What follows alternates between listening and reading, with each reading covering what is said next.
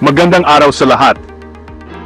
Welcome back sa the Flyers TV Sports News Stories.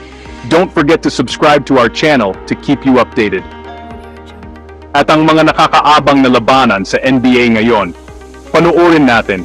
Isang makasaysayang gabi para sa basketball sa Wells Fargo Center sa Philadelphia noong Marso 2, 2025. Naglaban ang Golden State Warriors at ang Philadelphia 76ers sa isang maaksyong laro. 21,159 na fans ang dumating para panoorin ang pagtutunggali ng dalawang koponan.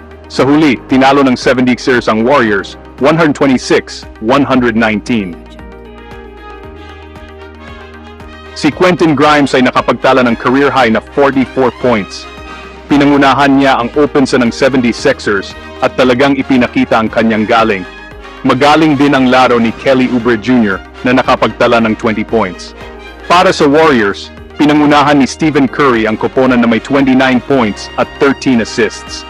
Ginulat pa ni Curry ang lahat sa isang bihirang slam dunk, ang una niya sa loob ng 6 na taon.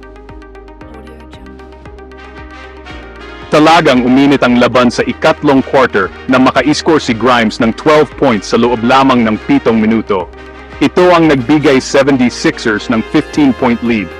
Kahit na nakahabol at nakapagtabla ang Warriors sa 116, isang driving layup at isang 3-pointer mula kina Grimes at Gershon Yabusele ang nagselyo sa panalo ng 76ers.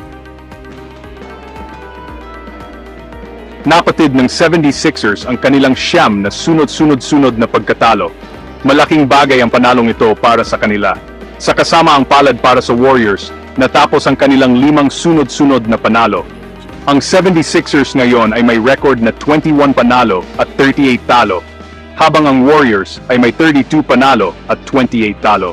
Ang susunod na makakalaban ng 76ers ay ang Portland Trail Blazers, at ang Warriors naman ay makakaharap ang Charlotte Hornets. Huwag kalimutang mag-subscribe para sa iba pang balita at updates tungkol sa NBA.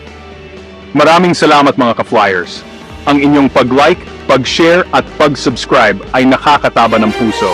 Kita-kits tayo sa next video.